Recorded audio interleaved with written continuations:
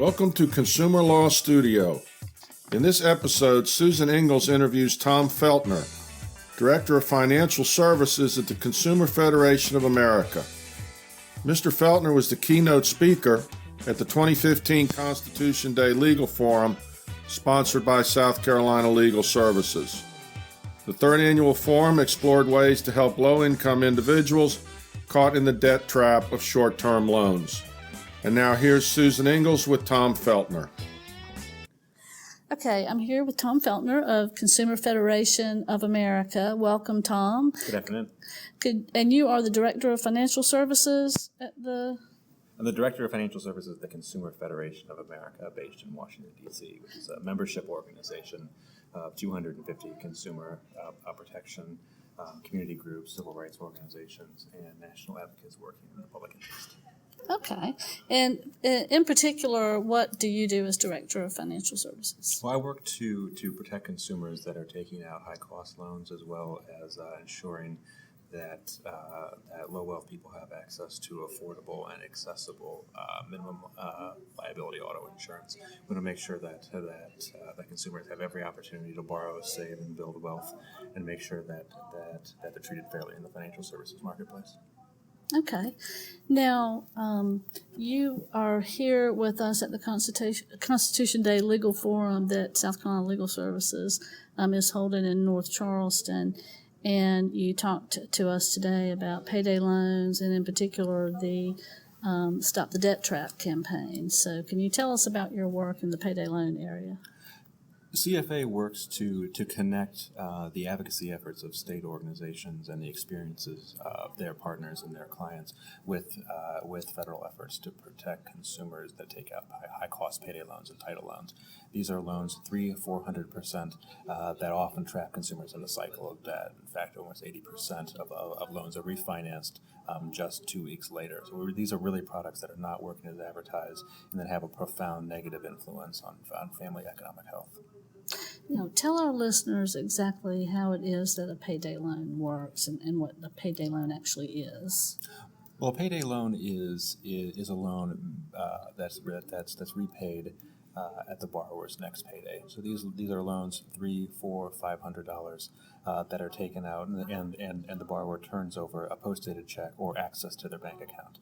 When the loan comes due at the next payday, the borrower owes the entire principal as well as a fee. More often than not, borrowers can't afford to repay the loan in its entirety, and so they pay another fee to roll that loan over. Again, what starts out as a short-term loan ultimately becomes a long-term problem, and we found that about half of all loans are part of a series of 10 or more loans. So for the majority of consumers, these loans are not working as advertised and are ultimately resulting in much higher costs than initially anticipated. And is this the same thing that we hear called deferred presentment? Or is that something different? Deferred presentment, payday loans, payday installment loans, short-term consumer loans. These are all products that have really the same types of problematic features. And these are the worst abuses that we're looking to the Consumer Financial Protection Bureau to help states address. Okay.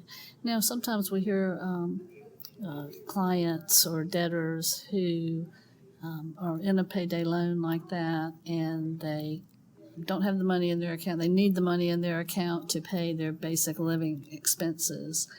But the payday loan is there, and it's, as you mentioned earlier, going to be perhaps automatically withdrawn from their bank account. The payment is. So, and quite often when they try to stop that payment, the payday lender says, well, you've now written a bad check, or, that's going to be a criminal charge.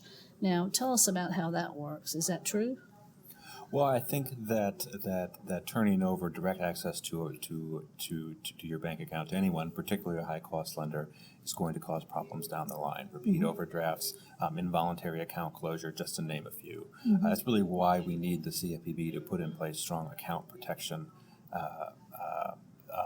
requirements for lenders to make sure that they can't simply ding that account over and over and over again, forcing the bank to close your account or incurring frequent and sizable overdraft fees. So we need to make sure that we have an ability to repay standard to make sure that the loan is safe and sustainable on the front end, but we also need account protection to make sure that those borrowers that fall into trouble don't suffer the kinds of abuses that you talked about. Okay.